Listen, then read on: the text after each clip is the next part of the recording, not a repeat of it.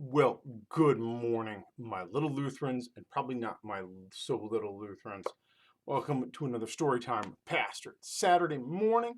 Pastor is trying to get some stuff down here at church, trying to get some stuff done at home, but he always wants to make sure he has got a good scripture reading and a good book for you guys. This morning, we're going to be looking at two important things. One, forgiveness, and two, family, and how those work together. So the story that we're going to be looking at, and we're also going to be looking at it on Sunday, is not our gospel lesson. It's a story of a guy named Joseph from the Old Testament. Now, there's a couple Josephs in Scripture. Jesus' dad, earth dad, is named Joseph, but also one of the 12 sons of Israel is also named Joseph. And we hear a very important story. And what I'm going to read is a fun book beforehand to help us also think about some stuff in that lesson. So here we go. This is a wonderful book written by a wise guy. Whoop! It's called Water Come Down by Walt Wangerin Jr. Walt Wangerin Jr. He's a good guy. I like him. All right. So here's the story. I am the sun. I am fire and light. I am the first one at the end of the night, who heard of your naming day. God told me to whisper the news to my sister. A child will be named today. It's a special day. I am the cloud, high, white, and proud, or black and flashing, roaring out loud. I never could hide my mood. So on the day when the sun came by to whisper that you were to be baptized, to be washed in the fire of God, and to shine with the light of God, I laughed, O child. I laughed till I cried, till the tears of rejoicing ran down from my eyes. Thunder I thundered out loud for the kid who was loved by a cloud. I am the rain coming down from heaven. 1 drop, 10 drops, 10,000,007. Down, down to water the ground, to make the good grain grow. But on the day when you were baptized, I rode the wind to the edge of the skies and cried to the sun, sun shine on me, for the child below, so the child can see a flaming rainbow. Look at that rainbow. So after the rainstorms, dear child of mine, whenever you see it, that a rainbow's a sign that God is with you, and God is kind. He'll never let you go.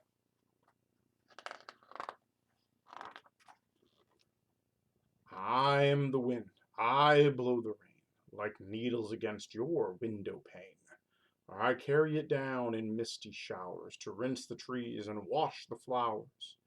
No one can see me, but I am the power, the breath, and the spirit of God. The day when the sun told the cloud about you, and the cloud told the rain, and the rain told me too.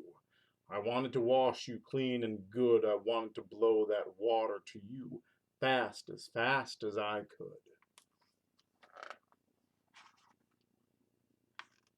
But the earth below was cracked and drying. Trees, no leaves, the flowers dying, and seeds could do no good.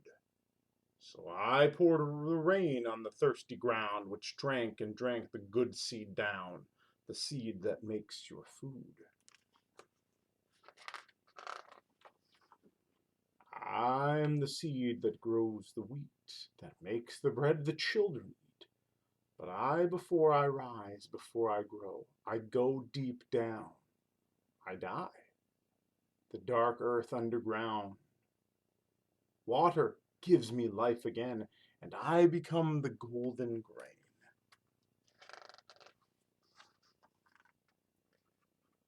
I am the water that came from God, from the love of the sun and his sister the cloud, the water that filled the skies.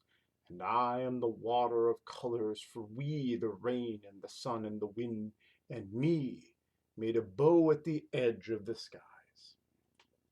And I am the water that went under the ground, to turn the whole world upside down, to bring the dead to life again.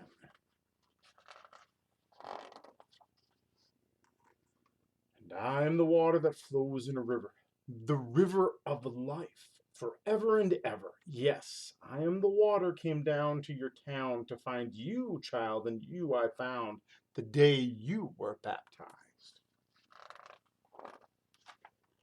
I am the water they washed you in, your head, your heart, your soul, your skin, clean of the devil, clean from sin, the day you were baptized.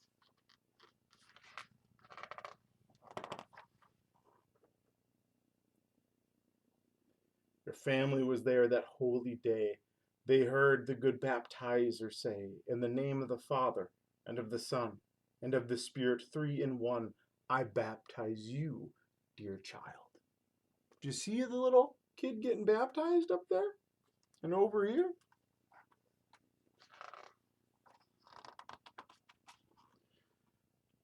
I am the water that fell on you, three times the word that made you new, while everyone smiled and smiled.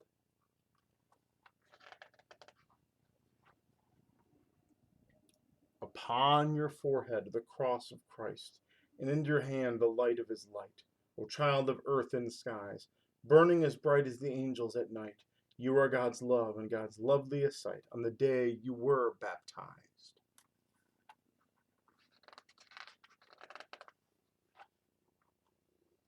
All of us now on earth and in heaven, one mouth, 10 mouths, 10,000,007.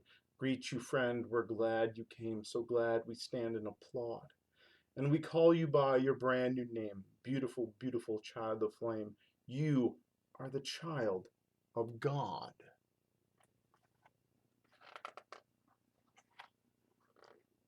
Look at, there's his family, and this individual is growing.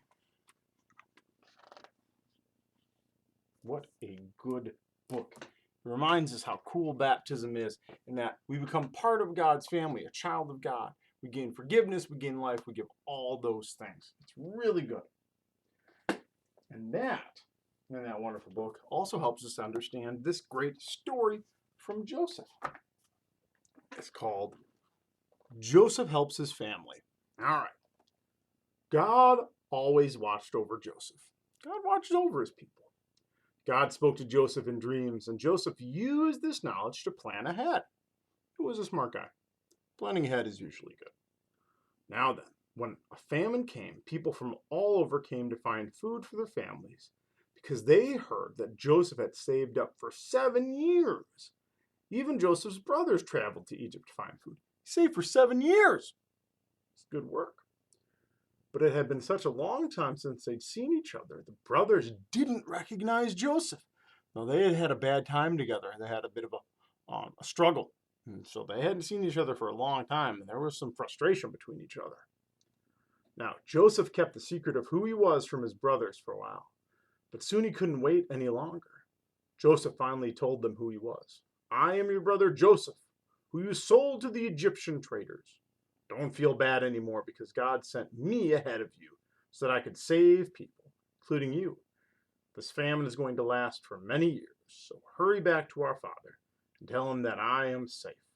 I want you to bring your families and your children and all of your sheep and goats to live near me. He's bringing everybody to Egypt. Isn't he nice? Look at, they got their carts and everything. Once Joseph's brothers saw who he was, they all hugged each other and cried. They were happy to see each other again. They jumped up and down with relief and joy. Joseph and his brothers talked and talked. The brothers talked from the time the sun came up to the time the sun went down. When the Pharaoh heard that Joseph's brothers had come, he told Joseph, tell them to get everyone in your family. I will give them the best land in Egypt to call their own. Joseph gave his brothers wagons, food, and new clothes, and went back to their father and told them the good news. Joseph is still alive. He is the ruler of all of Egypt. Everyone danced when they heard the news. Dance. This is all I could ask for, Joseph's father said. Now I'll see my son again. Let's get moving. Joseph's family all moved to Egypt, but the brothers were worried. Remember, I said that they'd had a bit of a disagreement. What if Joseph is still angry with us? We were so awful to him. They were pretty bad to Joseph. What can we do? The brothers went to Joseph and said, here we are. We don't deserve to be your brothers anymore, so we will be your slaves. But Joseph said to them, don't be silly. I'm your brother no matter what. Even though you planned for something bad to happen to me, God turned it into something good. What a great story. So we have this wonderful story about baptism and being made a child of God and part of God's family and how we're forgiven. We also have Joseph, who's reunited with his family and how he forgives his brothers. And those brothers were really worried. They were thinking, well, Joseph won't forgive us, but let's try to do this. But Joseph did. So that's the good things from these stories, that we are always family. Family has up and down, be it a church family, be it your school family, be it your home family, your biological family, all those different families. There's ups and downs. There's the old phrase, strikes and gutters. There's good and bad.